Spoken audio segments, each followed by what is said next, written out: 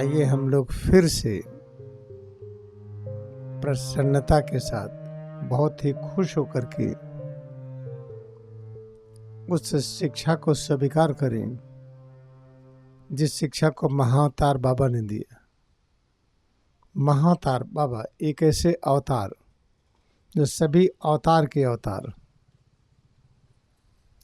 उनको प्रेम करने की सामर्थ्य असीम अनंत, और इसी वजह से अपने उसी शरीर में बने हुए जिसमें आए थे वो। जैसे कोई माँ हो, पिता हो, आजा हो, आजी हो, दादा हो, दादी हो, कोई भी हो, जब इतना प्रेम करते हैं बच्चों से तो उनसे अलग होना नहीं चाहेंगे, शरीर छोड़ना नहीं चाहेंगे, मरना नहीं चाहेंगे। तो याद रखिए, महाअवतार बाबा का प्रेम अनंत और असीम, इसीलिए अपने उस रूप को बनाए हुए हैं। तो उनको पता है हम किसको क्या शिक्षा दें। जैसे हर उम्र के लोग हैं, न्यूबॉर्न बेबी है, नया बच्चा भी जन्म लिया है, तो उसको क्या खाना चाहिए। 1 साल का हुआ, 2 साल का हुआ, फिर ऐसे उसकी उम्र बढ़ती गई तो उसका खाना पीना फिर क्या होगा, उसको रहन सहन कैसे होगा, वो बदलना पड़ता है। ऐसे इस पृथ्वी पर कितने तरह के मन है, बुद्धि है, कितनी तरह के जीवात्मा हैं। एक एक मनुष्य का जो अस्तित्व है एक विशिष्ट जीवात्मा है। और जीवात्मा कहाँ रहती है? अपने अंदर हर जगह रहती है, उंगली में भी है, हाथ में भी है। इसलिए कोई भी एक कोशिका निकाल लीजिए, चाहे कोई चमड़े का एक अंश लीजिए या कुछ भी लीजिए, उससे आप एक मानव बना सकते हैं। चाहे आप नाखून ले लीजिए, जो नाखून जो काट करके फेंकते हैं, तो आप उसको ले लीजिए, उसके एक अंश को लेकर के हम एक रूप बना सकते हैं। तो इसका अर्थ यह है कि प्रत्येक अंग में, प्रत्येक अंग के प्रत्येक अंश में जीवात्मा का वास है। जहाँ जीवात्मा है वहीं हृदय है, वहीं मन है, वहीं बुद्धि है, वहीं सब कुछ है। इस चीज़ को जब स्वीकार करते हैं तो सिर से पैर की उंगली तक जितने भी अंग हैं सभी का महत्व बराबर है, किसी का कम किसी का ज़्यादा नहीं है। कोई अंग छोटा है कोई बड़ा है ऐसा नहीं कहना चाहिए। हमारे पैर अधिक लंबे हैं, हाथ नहीं है, हाथ छोटा है पैर लंबा है। एक है, इसको कहते हैं छोटी अंगुली, बीच वाली सबसे बड़ी अंगुली। ये नामकरण गलत है। जहाँ हम नामकरण करते हैं छोटा और बड़ा के रूप में, कम और अधिक रूप में, मायावी नाम है, उससे बीमारियाँ आती हैं।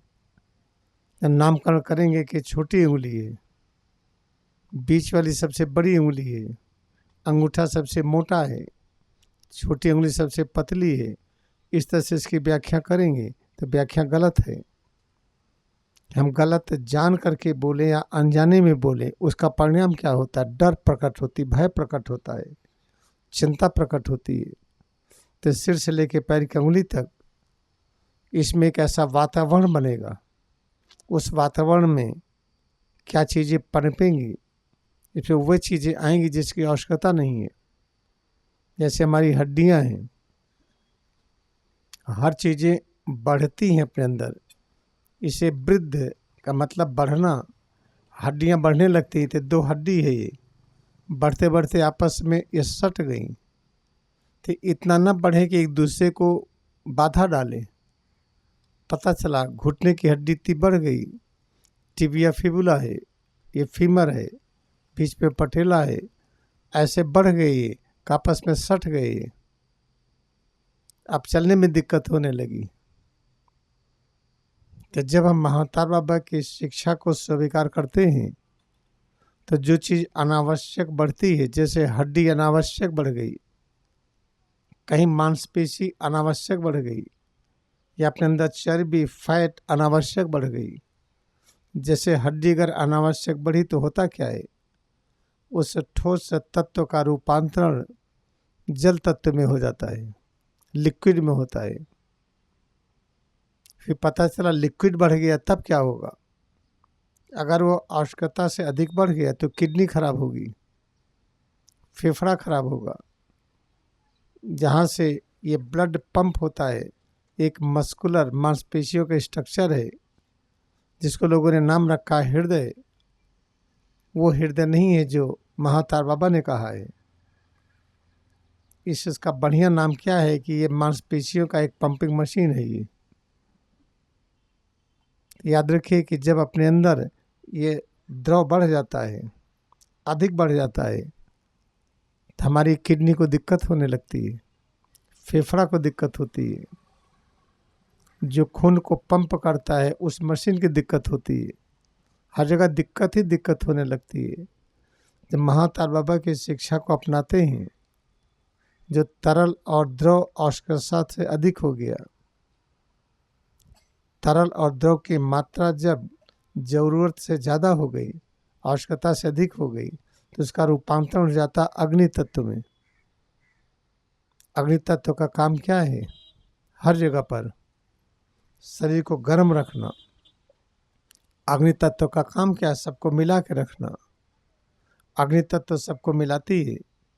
जैसे कहीं पर आग जल रही हो, लकड़ी को डालिए तो लकड़ी आग में बदल जाएगी।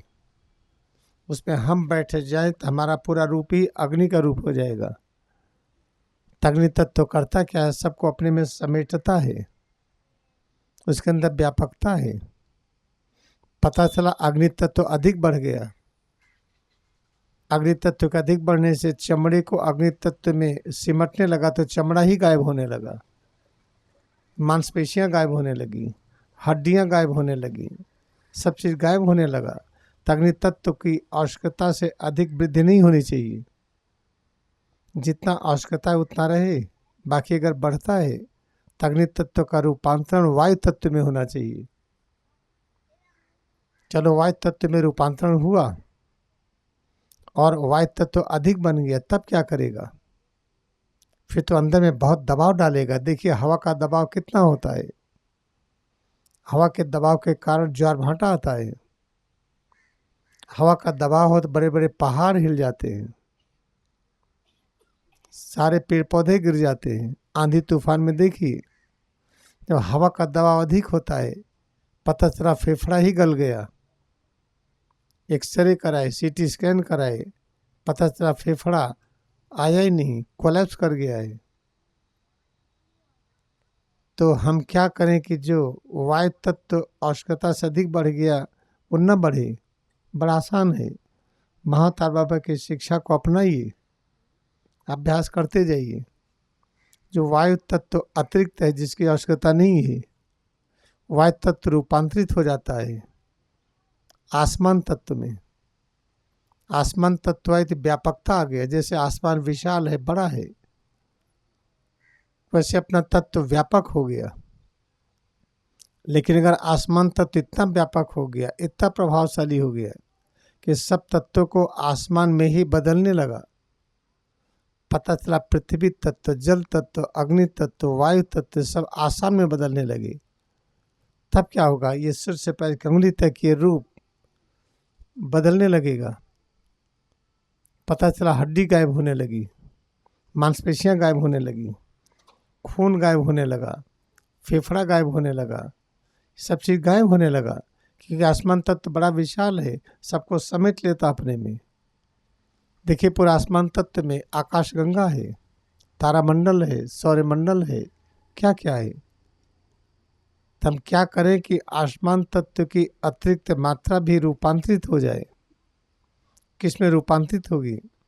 जिसको सूक्ष्म आसमान कहते हैं, सूक्ष्म आवाज कहते हैं जिसको कान नहीं सुन पाता है, सूक्ष्म दृश्य कहते हैं जिसको आंखें नहीं देख पाती है, सूक्ष्म वह तत्व जिससे गंध की अनुभूति होती है, स्वाद, वो सूक्ष्म है, उसको हम देख नहीं सकते हैं, तो उसको तन्मात्रा कहते हैं। जो आसमान तत्व है उसका रूपांतरण तन्मात्रा में हुआ, और तन्मात्रा का जब रूपांतरण और ऊपर की तरफ आप वही अभ्यास करते जाइए, तो इंद्रियों की, कर्म इंद्रियां, ज्ञान इंद्रियों की उसकी शक्ति बढ़ गई। पता चला ज्ञान इंद्रिय की, कर्म इंद्रिय की शक्ति इतनी बढ़ गई कि मन को गुलाम कर लिया, बुद्धि गुलाम कर लिया। तो ऐसे होगा जैसे दुर्योधन थे, दुर्योधन की गुलामी कौन किया? धृतराष्ट्र। तो हस्तिनापुर तहस नहस हो गया।